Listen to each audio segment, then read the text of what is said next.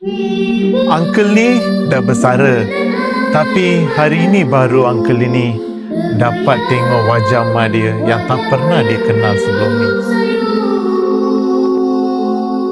Ibunya pergi waktu dia baru melihat dunia. Terlalu kecil untuk faham kehilangan, terlalu kecil untuk ingat suara ibu, terlalu kecil untuk rasa pelukan ibu. Sejak kecil, hidup dia membesar dengan satu ruang yang kosong. Hari sukan sekolah, universiti, hari pertama kerja, hari kahwin, hari anak pertama dia lahir. Dia lalui semua itu tanpa pernah ada ibu untuk berkongsi rasa. Bila dia jadi ayah, dia tekad anak-anaknya tak akan rasa apa yang dia rasa.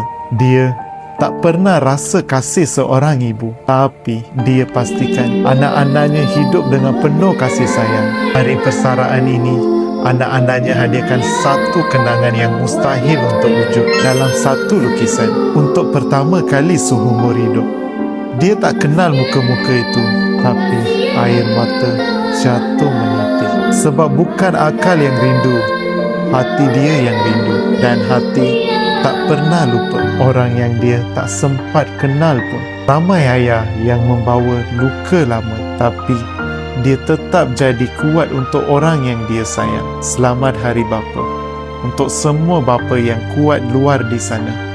Kalau ada kenangan yang tak sempat wujud, biar kami yang hadirkan semula. Diam kami sekarang. Jangan biar rindu itu tinggal rindu je.